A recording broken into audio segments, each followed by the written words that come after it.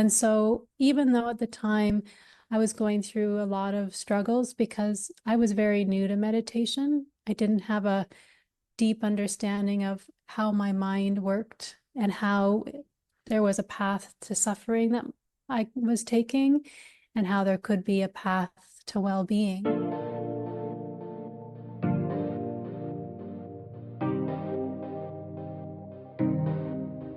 Freedom to Know Wellness, a disability advocacy platform to hold space and give a voice to those with complex medical and chronic pain conditions, female reproductive challenges and miscarriages, and address other disability-related topics, including how these experiences affect one's mental health. Welcome to Freedom to Know Wellness, where voices are heard. Please advise, the information provided in this episode is from the opinions of the interviewee and interviewer. For further medical advice, please contact your practitioner. Please remember to subscribe to the Freedom to Know Wellness channel at FTKWellness to catch all of our content, and click the bell for notifications on new posts. If you enjoy our content, consider contributing financially to aid with the Freedom to Know Wellness production by clicking the @FTKWellness PayPal link on our channel's page or found in the description box below. Now, let's start the interview. Welcome to Freedom to Know Wellness. I am your host, Michelle Samuels. Today, I am speaking with a mindfulness meditation and yoga instructor who teaches a lifestyle on managing stress, emotional trauma, and chronic pain with the goal of attaining healing and wellness through the mind-body connection. They are helping me, or I should say they have been helping me for the past 3 years in my meditation and yoga practice to manage my chronic pain, to gently attain my mobility and range of motion using a technique she calls loving kindness to achieve freedom from suffering. I would like to welcome to the Freedom to Know Wellness podcast, Rachel Donen. How are you doing, Rachel? I'm good. How are you, Michelle? I'm doing well this afternoon. Thank you again for taking the time to be on this podcast. I've been wanting to host you for a while, and I'm just so grateful that we've actually had the time to do it. And I think my listeners will be eager to hear what you have to share. Oh, thanks so much. Well, it's always so nice to hear what you do because you have such a beautiful voice when it comes to, I just love your voice that you bring to it. It's beautiful. Thank you. I really appreciate it. So I know you, but tell my listeners a little bit about yourself. Yeah, we met a few years ago now, and I have been many things. I definitely have done my training in yoga, and that started about 20 years ago. So I say my yoga teacher found me. I was doing at the time, that's my undergrad in kinesiology. And there was just this one hour of a class. And this was at a time when no one was doing really yoga in the city. You didn't really hear about it, didn't hear about mindfulness. And so there's this 1 hour I spent with her, and I just thought, who is that? I need to spend more time with her. So for me, I started that yoga journey and I became a teacher in the Hatha yoga tradition. And I also became very interested in mindfulness. And I tried any possible way I could find in the academic world to be a part of mindfulness. But there really wasn't anything at the time. There's 1 or 2 studies at the time on mindfulness. So I just started reading all that I could. And I ended up doing my master's thesis on mindfulness. And it was very, very new in my college because, and even really in Canada, it was not well heard of. So that's what I studied for my master's thesis in kinesiology. And go ahead. No, finish what you're saying. I was about to ask you a question, but I'll let you finish first. Yeah, I was just going to say, and then I went on to find a Buddhist nun teacher when I was working at the hospital for sick kids. One of my first weeks at the hospital, I had been looking for something. And that day that I stepped into the hospital, on the elevator doors, it said meditation class starting. And I thought, oh, there we go. And I started a 5-year friendship, and also I looked to her for studies. And I had an incredible time in helping me with a meditation practice. So when you were studying and you were doing your master's, especially 20 years ago, it was very limited in regards to understanding mindfulness meditation. I think my specialist knew a little bit about it, but not too much to be able to really expand on to the degree that I've seen it today. Now, how did you find your professors or your colleagues were receptive to your study, to your thesis? It's a great question and good pickup on the time. Well, my supervisor was incredible. I called him a Zen master, even though he wouldn't call himself that.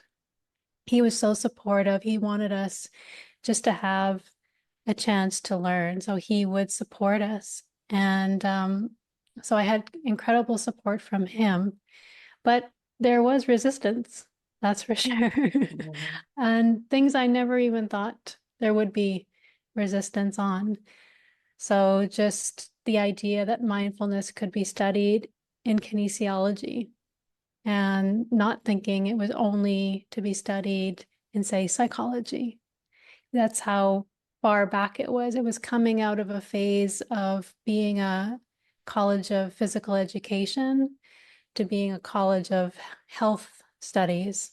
So there was some rumbling for sure about me doing mindfulness in the College of Kinesiology. Interesting. And so when you've met this and when you studied kinesiology, was it here in Toronto or was it from where you're originally from? I'm originally from Saskatoon, Saskatchewan, and so it was there. And so Hmm. that's even more reason to, to think That's there what I was was thinking. there's no meditation, there's no mindfulness. I actually, when I applied for my scholarships the first time around, I didn't even make it outside of my college. But the second time, because they have to send two to the federal level competition, and only two of us applied. That's the reason I actually got let out of, I think, the college, is just because there was no one else. And actually the my work went on to gain a scholarship federally, and I was supported to do that work. Yeah, it was really great. That's excellent. That's excellent. So now you're working at Sick Kids. You've met this nun who teaches mindfulness meditation. I'm kind of curious. I didn't even understand. I knew you met a nun, but I didn't know it was through Sick Kids. And so he or she, well, she, I'm assuming because it's a Yeah. nun, was teaching mindfulness meditation. And was there a particular foundation that she taught, where that who taught her, or a technique that she taught? Yeah, so Annie J, she was amazing. She focused on what's called Tonglen. So you could think of it as loving kindness practice or compassion. Um, it, but there was so much more, because not only did she teach that, she also met with me once a week, and we would have the practice of pouring tea together. And I would have done all kinds of looking into different teachings on meditation, and it was my opportunity to ask questions. So it was like this magical time. I don't know how long we spent every week. It seemed like hours. And we would have this tea, and she would just start to respond to the questions I had. And truly, with meditation, a lot of the what we hear, we don't yet understand, but it's the presence that that being brings, her joy, her openness, her sense of deep settling, that I just knew I needed to be with that kind of presence. And so, even though at the time I was going through a lot of struggles because I was very new to meditation, I didn't have a deep understanding of how my mind worked and how there was a path to suffering that I was taking, and how there could be a path to well-being. So being in her presence, you just know but that's something I need to be around. And that's something I'd like to one day understand how to be. So her presence to me, and basically all my teachers I've been around, they're the thing that attracted me to it. So my yoga teacher as well, so much joy, so much knowledge and wisdom in her being. It was different than I'd ever experienced, that I knew I need to be around these people because what I'm doing right now, it's not working. I need help. I don't know what that is, but I know that there's something here with these people that I really feel good when I'm with them. So I'm going to Right. try these practices. Yeah. And besides the fact that you did study kinesiology and you come from that background, you, someone would say you're just a practitioner, but you're not just a practitioner. You yourself has dealt with physical conditions as well. So and I'll have you share, if you don't mind, your experience, but this was also helpful for you for both mind and body to manage through the meditation and the yoga that you're who you were working with, and just their energy. It just seemed like it was very calming. Mm-hmm. Mm, Yeah, so right. I know that I started these practices because of my own struggles, mind and body. So, even before the age of 18, I had three major car accidents where I was rear-ended. And so I went through all levels of rehabilitation. And that's what actually got me interested in kinesiology, because when it became time and the question was, what are you going to study in university? The only thing I really had experience with was going to rehab for car accidents. So I thought, wow, well, these people really helped me.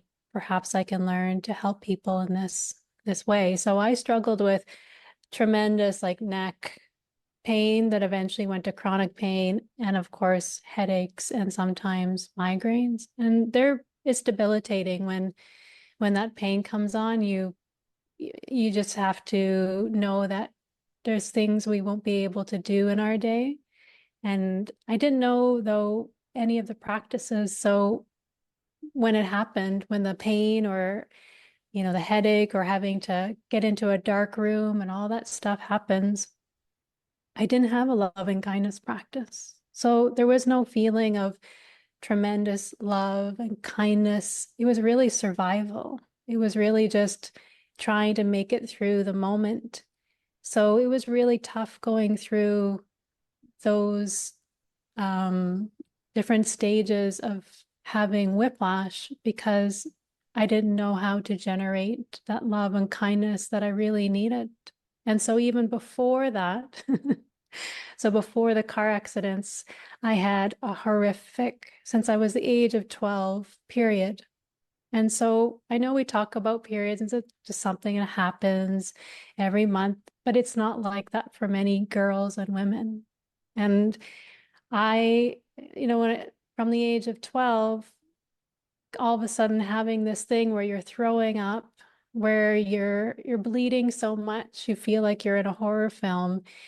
You're so exhausted. And again, it puts you into that survival mode. You don't know what's going on with your body. It's confusing. You have headaches, major headaches. And 1 week of every month, you're in a ball on your bed in the dark, trying to get through this moment. So there was a lot of survival energy when I was young. Of course, my parents were very sweet and tried to do what they could, but internally, I was the one going through those many, many hours and days and months and years of pain, not knowing that I could support this person, not knowing that there could be a different response to the pain, just trying to survive. a lot of us who struggle with chronic pain, and I think one of the main things why I launched this podcast, or this aspect of the social enterprise, that it's not just people who have complex chronic pain conditions, but the fact that female reproductive conditions can be so debilitating. Mhm. And I mean, listening to it, and I'm thinking, kindred spirit that understands, because that period cycles. I've been in and out of hospitals, the amount of pain, the surgeries, and you're just wondering, when am I going to have reprieve? The chronic muscle tension migraines because of the many whiplashes and concussions. It makes you wonder and you begin to doubt your body. And I Mhm. think one of the things that I've really appreciated working with you and understanding that love and kindness is to love my body, learn to love my body, I should say, within the pain, And I think like just listening to you that many of our listeners could relate to your experience. And so with applying these techniques, these practices, the meditation that you learned when you were in university, the meditation techniques that you learned from this nun, you found that it had helped in regards to managing the pain that you had. Yeah, and I want to add, I'm going to definitely answer that. And I just want to add, so when it comes to this loving kindness practice, another thing when I was younger is there was so much emphasis on finding a romantic partner because that's where love was to be found. So in movies, it's such a huge, like, euphoric thing. And as a young person, there was just like this running to try and make this thing happen. So I learned really early too that love, and this was not knowingly that I learned it, it just through modeling. I learned that the idea that love was outside myself. I had to go and get it, and somebody else is going to give that to me. And so that also added to the problem of not knowing that I could be that source of love, and also putting myself into a lot of compromising situations where it's maybe, or it's likely not a good relationship. But the idea of losing this thing called love made me want to keep chasing or stay in something. So that path of not knowing I am that source of love and support, and it's endless, along with all the physical things that are happening, were really what I could see as that ball of chronic pain and suffering. So when I worked with the Buddhist nun, when I worked with my yoga teacher, awareness teacher, all these people, when I started to look into Jack Kornfield's work and Thich Nhat Hanh, and especially when I came upon Jack Kornfield and Thich Nhat Hanh, because you feel their loving presence. It's like the sweetest presence you've ever felt, so tender, so kind. Even though I have never met Thich Nhat Hanh, I've only heard his videos and his sound of his voice, I know his presence. And as soon as I feel and hear his voice, my whole body relaxes. Mm. And I just feel like there's just not a bad bone in the room with me. And that's the thing that I learned was, oh, I really need to learn what they know. So my other teachers had been joy and deep knowing and such a beautiful presence. But these new ones were such a heartfelt practice.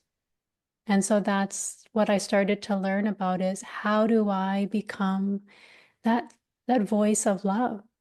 How do I become that source of support and kindness that I am yearning for? And I've been trying to get it from outside myself because I didn't know how to be it. So that's the Mhm. practices I started to focus on. Mhm.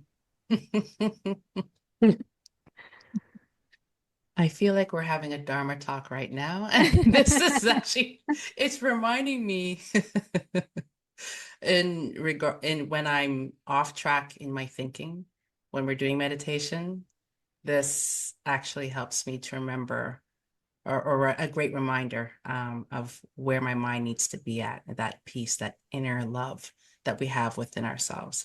Um, yeah.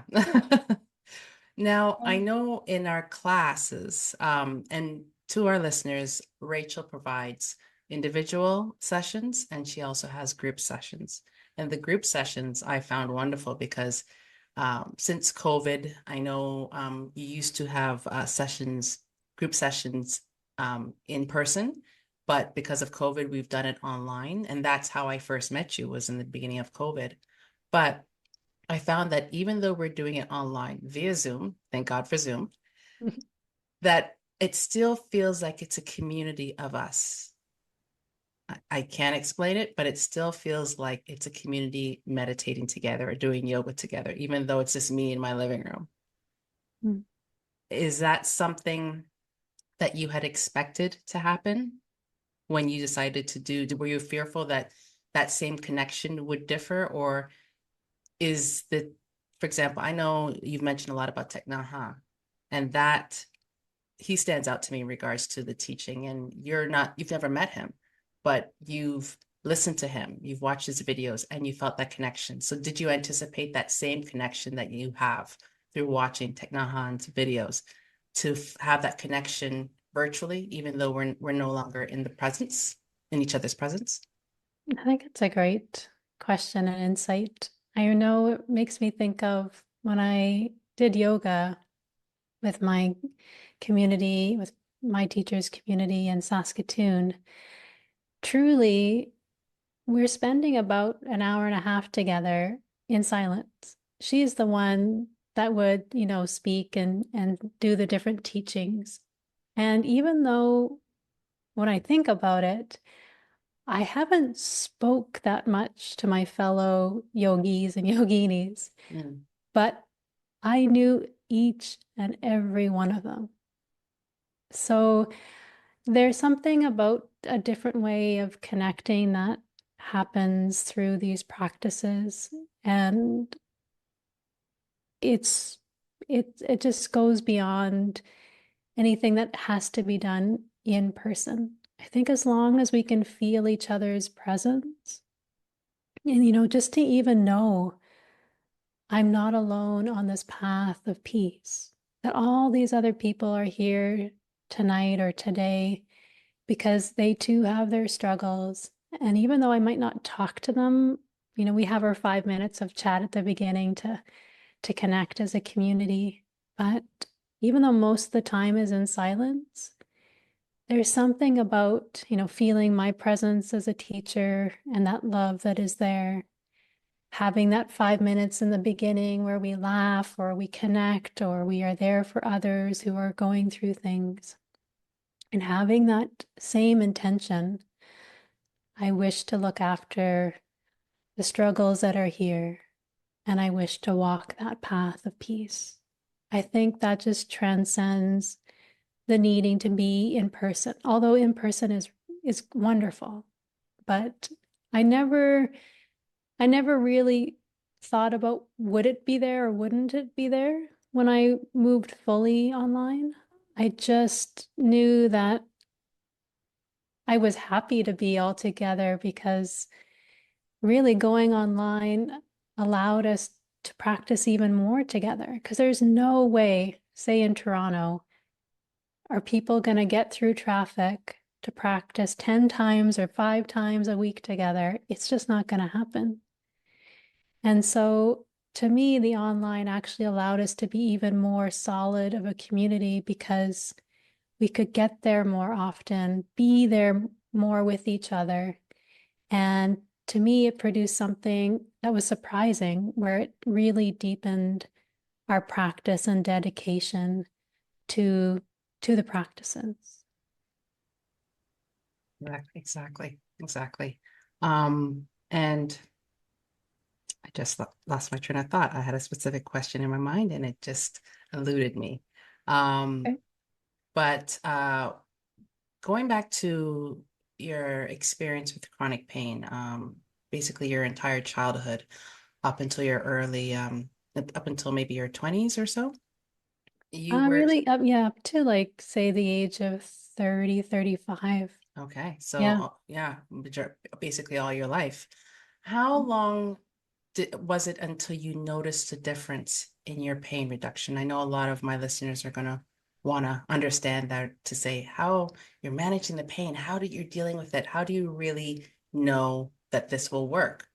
Now it works differently for everyone, but how long did you find that you actually started to really connect and notice that your pain had diminished?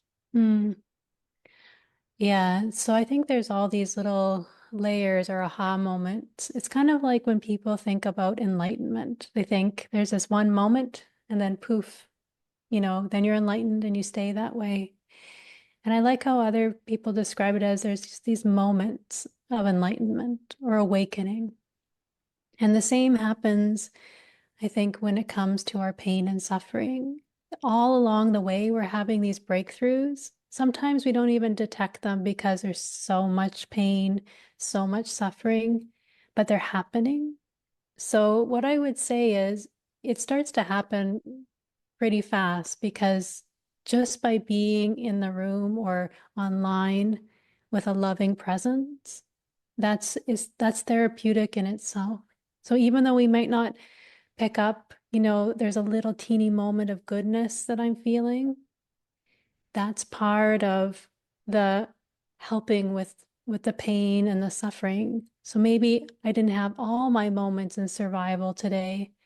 Maybe just by hearing, my voice or seeing someone in the community smile at them, there was just a little breakthrough where the mind wasn't focused on the pain and limitation. For a moment, there was a little parting of the clouds where I could experience connection or joy or kindness. And so I know we all want to have that time where we're back to all the things we used to do. We don't experience much pain. But often, if we have chronic pain, it tends to usually just cycle through our life. The alarm bells have been going off for a long time. And so calming the nervous system and think of all the stuff ancestrally that we are also getting. It's all this stuff is going to continue to move through us.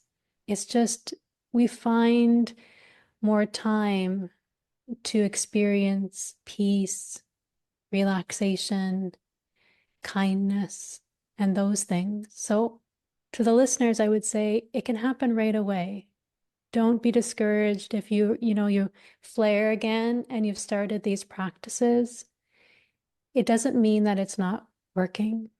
It's just you're going to have all these little breakthroughs. So we look for just a moment of peace as that's a progression, just a moment where we actually became the voice of love, where instead of the voice of frustration, that's a moment of breakthrough. So, yeah, I would say right away. Right. So when you say right away, meaning that, because I know for me, I would think, okay, right away, the pain's going to go right away. Oh my gosh, yes, yes, yes. But do you mean like in increments, but at least the impact to the central nervous system has begun, and that's Yeah, where the transition starts? Okay. exactly. So, Mm-hmm. having the pain fully go or not go, I don't know when those moments will be, but sometimes it is right away because truly, if we just look at our life, we're living this moment. And if in this little tiny moment, we can just maybe hear the kindness that's in the space, maybe we don't feel the pain that is here. There's stories in the neuroscience world where they're studying all that they can now is when someone, say, was in battle and say they got shot in the arm. Well, they know that if they don't get off that field to safety, they could die. So what can happen is they may not feel the gun wound at all because they know they have to get off the field. That doesn't mean there's not a ton of damage and pain that should be here. So once they get off that field, all of a sudden, then that happens. Right. And so really what we're perceiving is actually a huge thing when it comes to pain. If we are perceiving a threat in this moment, that is the basis. Whether there's actually damage or no damage, it doesn't matter. It's our perception of, am I in a threat right now? And then what is the protective response? It's pain. So if for just one little tiny moment we feel goodness, then just there's more likelihood that we're not perceiving a threat, then right away we do have the opportunity to have no pain for just one little moment.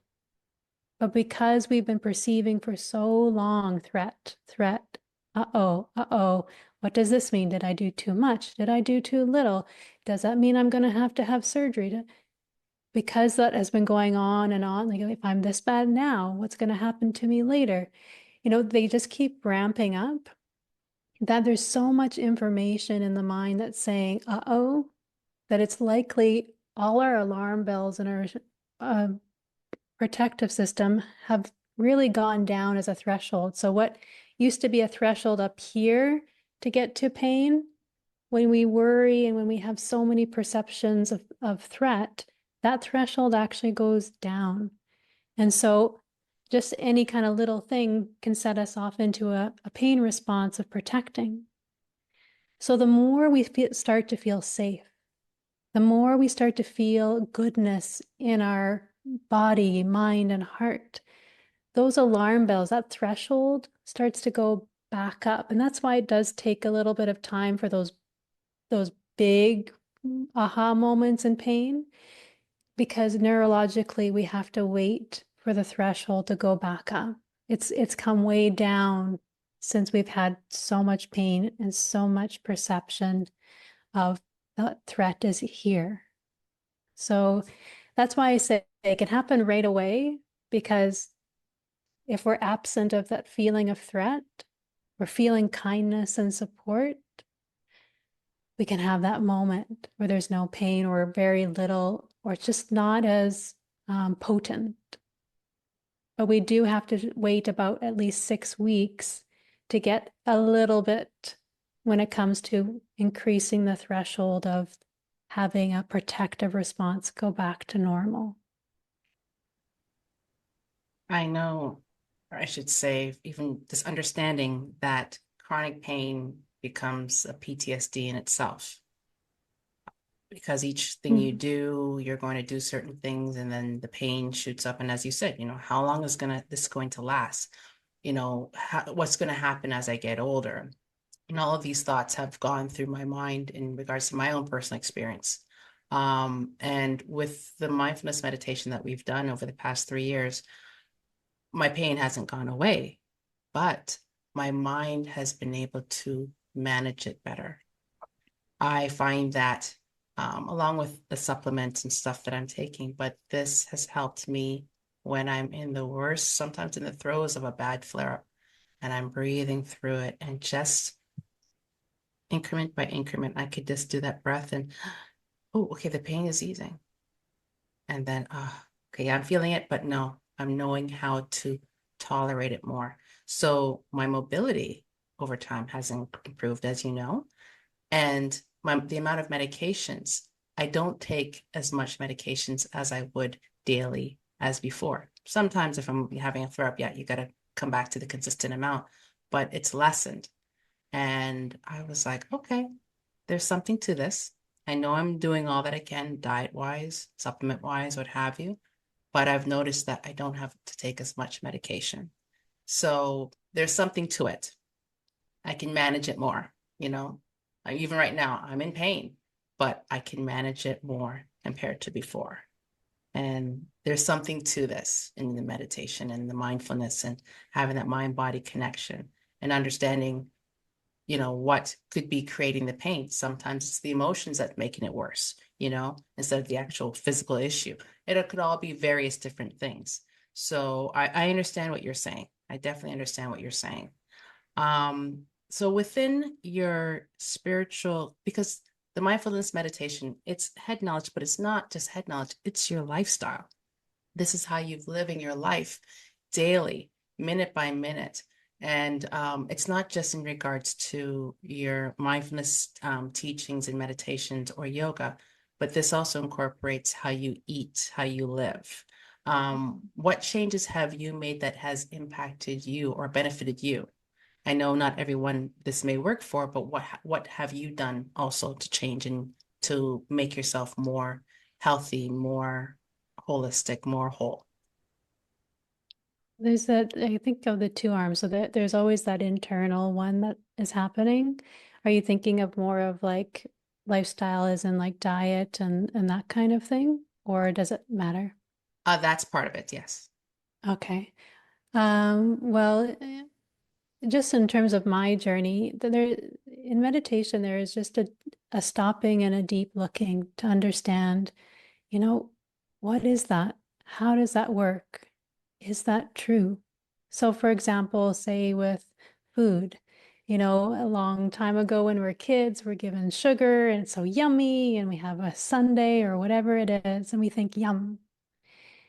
And the interesting part of that is as we get older, at least as I got older, I wouldn't see what was happening to me when I ate that sugar or I ate that baked good.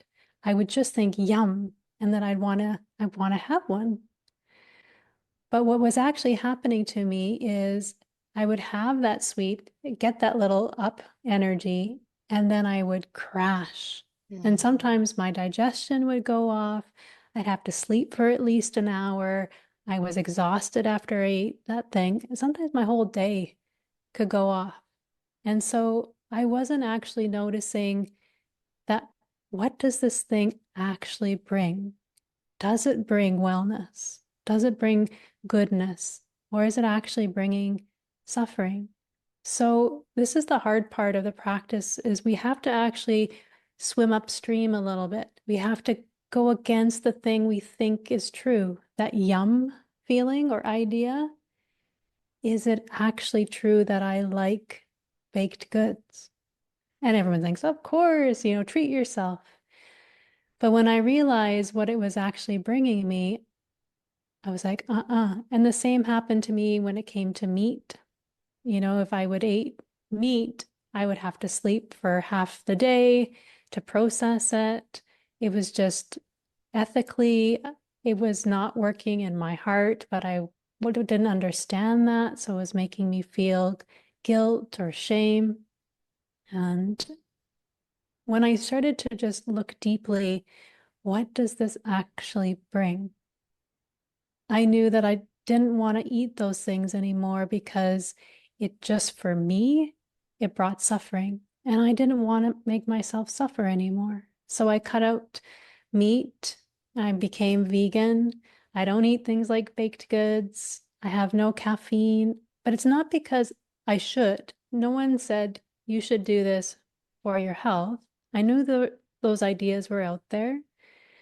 But I had to find out for myself, and that's the truth for everyone. You have to find out for yourself what is true in terms of what does this actually bring to your life.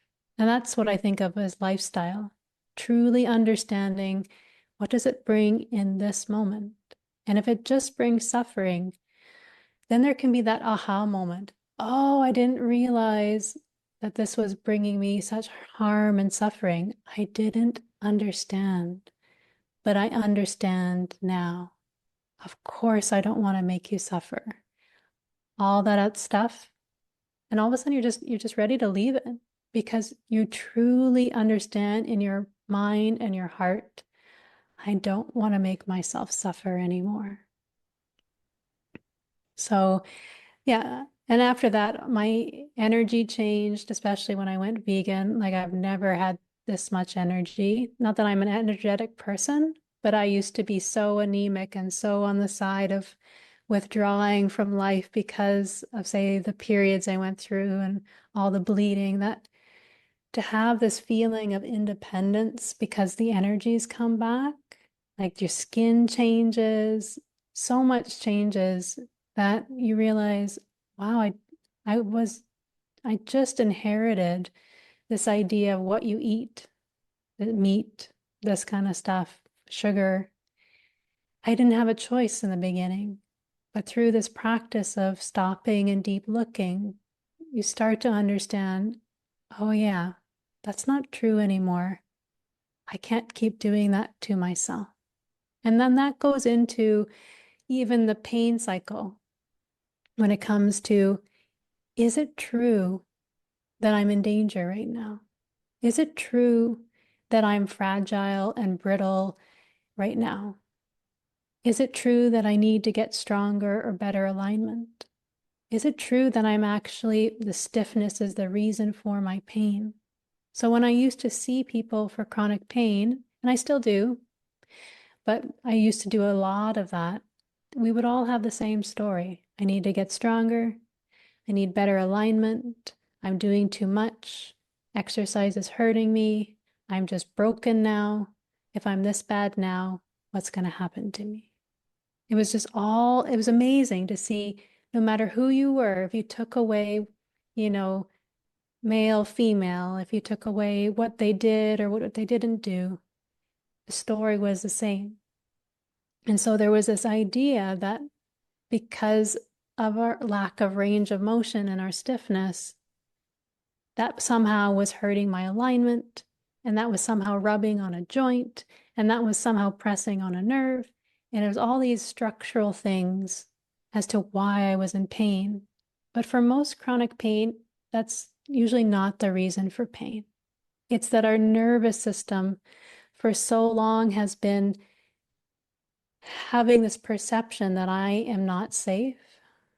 And then the alarm bell ability starts to go down and we get triggered faster and faster, more and more. That's often the reason for why we have chronic pain. So we have to go against some things that we hear. Is it true that I'm out of alignment and that's the reason for my pain? Is it true that I'm actually weak, or does it just feel that way? And it's hard to go against those things because they feel like truth. But hopefully now with the neuroscience out there, the mindfulness, there's more and more doctors, more and more practitioners helping people to understand how you can start to go and challenge those old ideas about pain. It is a challenge. It is. I'm still battling back and forth with that and trying to decipher, well, coming from, not to the extent that you did, but coming from a kinesiology background. And I'm sitting there thinking, well, seeing the physical issues. Okay, so I understand that. How can I fix it? And I'm doing all these things. I'm learning different ways to move and to adjust to support my body. But to come to that full understanding of, sometimes it's not just the physical, it's just your body feeling the pain. That's still something that I'm learning, trying to wrap my mind around, and to really, I think, to really comprehend that. Yeah, to really comprehend how that works when it's like seeing, have you ever seen the movie, oh goodness, it's Doctor Strange? I think It's a so. Marvel movie. Yeah, I've seen that Yes. movie. Okay. So um there was this gentleman, his arm was cut off, and he was still able to manifest that a weapon energetically, even though he didn't have the hand to be able to fight and do all that he can. And Doctor Strange, he had severe accident of his hands. His hands would tremble. And it was, they were talking about magic, but it was more the mindfulness of, even though you're damaged, even though quote unquote damage, it's how you view it. And he was still having the pain and whatnot, but he learned how to work through things and understand that, let's do the mind body connection. Yes, I have all these pins, I have all these structures in my hands, but I can still fight. I can still do things. And he was able to, over time, manage to do things. And I think the pain went away over time.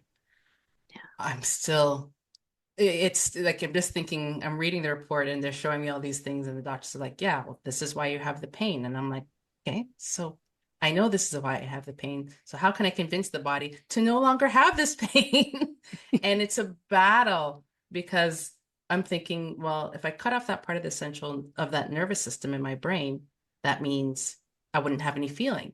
But there is a way to view it, and I'm still a work in progress, to know that, okay, these things may be happening in your body, but it doesn't have to be as extreme. or it could be gone away altogether. And the fact that that's a possibility still is mind-blowing for me and exciting.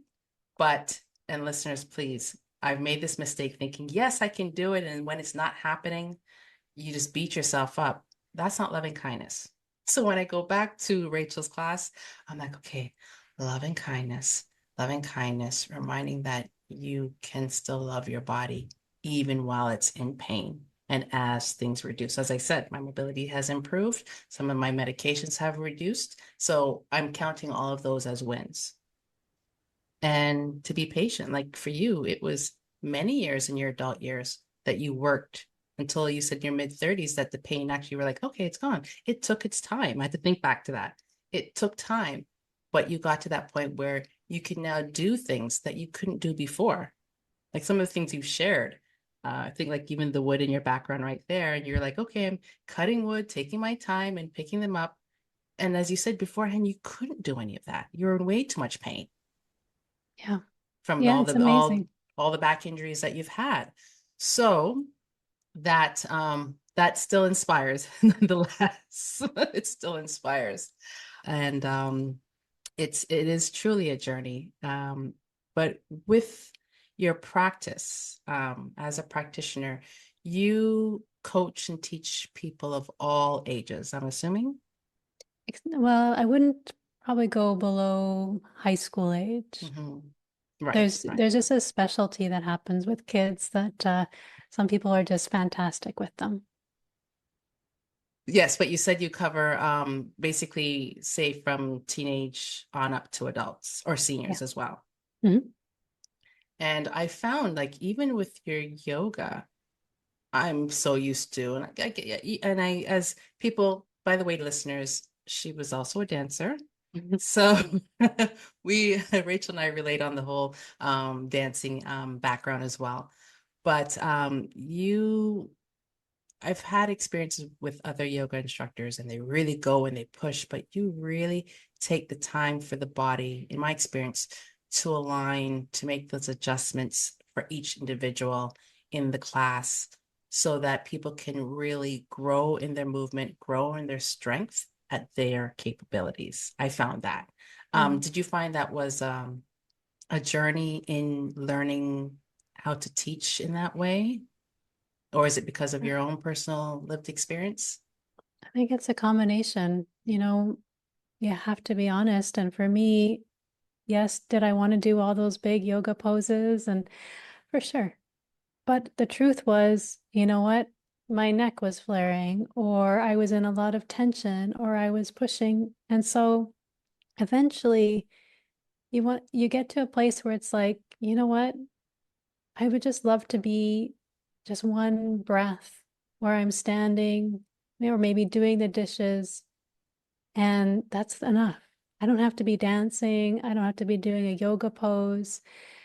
Like just, it's like you let go of all those ideas of I want to be doing all this stuff. And just to have a moment where you're at peace, it's enough. And as soon as I could kind of let go of all those things I was yearning for and missing, or life was over if I didn't get to dance. I know how a dancer feels when they don't get to dance. But it's that learning of just having this moment of peace is enough. And so that's what I want for people in my classes. I don't care how much they can do. What I love to see is someone who's waiting for the body to let them in. And they don't care whether they ever get to, say, a bigger posture or not. It's like maybe there's this tiny little movement forward and back. But that waiting that they're doing, it's so kind, it's so patient and loving. And when it does happen, when the joints start to get lubricated and smooth out because we're moving a little bit, when we're not pushing or forcing and we're not tensing, the body starts to let us in and the mind starts to let us in. So it's through my own lived experience of not waiting, of pushing and wanting and wishing. I know what that's like to try and do a movement practice in. It actually feels horrible. Maybe outwardly it looks like I'm doing something, but inwardly, mentally, and physically, it feels bad for me. So what I do is I really provide an environment where it's a loving space. And this is just a medium movement, yoga, for us to develop that loving patience. Doesn't matter how much I move, for us to celebrate this being who's here and who is taking care of me and not pushing and judging me because I'm not doing all this stuff. And for my students to experience kindness, patience, love. What's interesting is when that happens, you actually start to get to move more because you're not in this response of tensing up. Mentally, we're not frustrated with ourselves. We're not disappointed in ourselves. We're not wanting more. We're, it's, it's all relaxed. She doesn't need more from me. She's not disappointed in me. She'll wait for me. She'll support me. Even if it's just I have to lie on my back for the whole class, she will do it. I can trust her that she's not going to put me in a harmful situation. And the layers start to relax. And so the more and more we can do that, again, our perceptions become that feeling of safety. And then we start to be able to move more. So yes, the practice for me is about creating a loving space outwardly and inwardly. Yeah. I have to, I can vouch for that because when I started with you, I was just came out of the rehab hospital, learning how to walk, and it still was not stable, but you were very patient with me and giving me options on how to modify everything from a seated position. And over time and over the years, I would use my walker and then we start doing some standing exercises, but most of it was seated, or on the floor and just finding ways to, to make those changes. And it was great. It helped. It definitely helped. And I appreciated your patience with that. So if you don't mind, can you just give us 30 seconds, even 1 minute of an example of, something that you like to teach in your mindfulness meditation practices? Sure. You want me to lead a practice? Yeah, sure. Okay. So what I'll do is I'll mix together a little bit of deep settling with loving kindness. So if you want to, you can lie down, you can sit, you can have your eyes opened or closed. I like to close my eyes, just lets me start to notice what's here. And together we just wait for our natural in-breath. And we wait for our natural out-breath. It takes a few moments to feel the breath.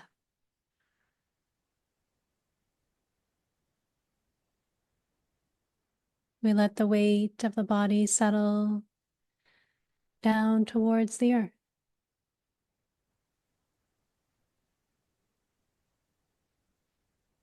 Legs and feet resting. Middle and upper body resting.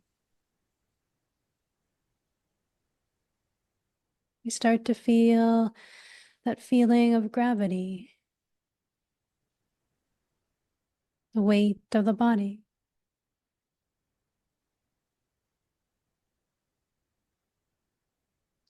Together we breathe in. And together we breathe out.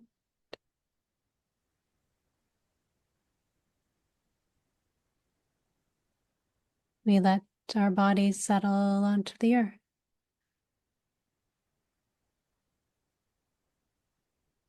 We begin to feel steady on the earth.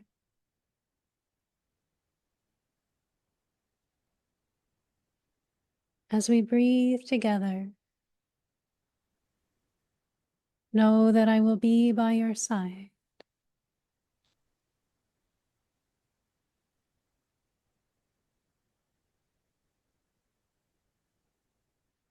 I will not abandon you.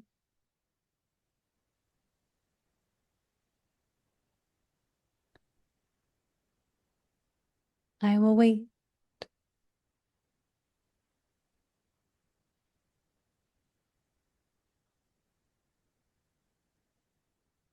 May you know that kindness is beside you.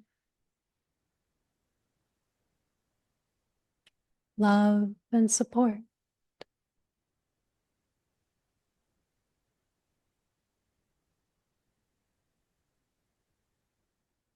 May you know that you do not do this moment alone.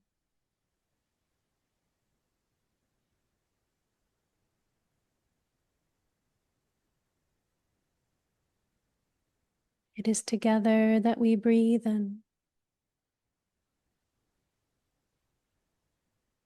and breathe out.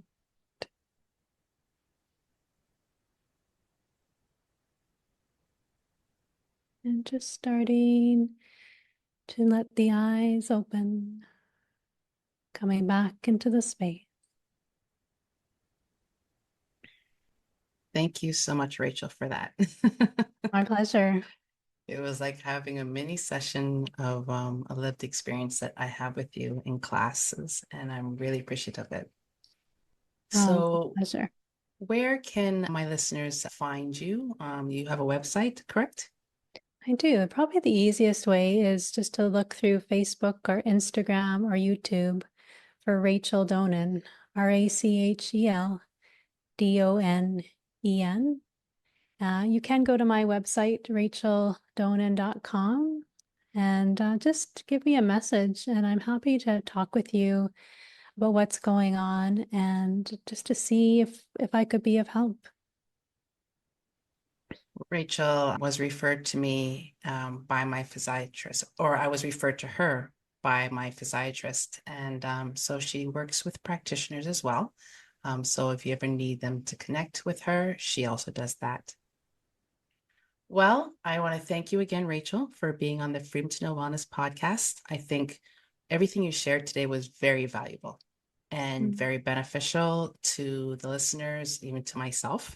I needed to hear these things again to remind myself in my own practice and my daily practice how to love my body through it all, and just to really appreciate and be patient with it, even when I'm going through pain, what have you. So I thank you again. Oh, thank you, Michelle. You're such a wonderful being. Thank you. I really appreciate that. Well, as I always like to close, reading information is one thing, but listening to a lived experience is another and paramount. And today you got the option to listen to both the person's lived experience with their own medical condition and as well as a practitioner. Connecting the two, which is what we're trying to do here at Freedom to Know Wellness. Thank you again, and be well.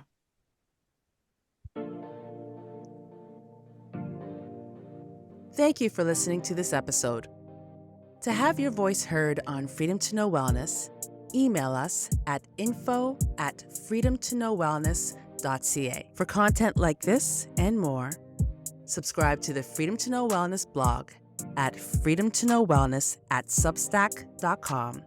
And for more podcasts, follow our FTK Wellness YouTube channel and find Freedom to Know Wellness on all major podcast platforms. And don't forget us on social media at FTK Wellness.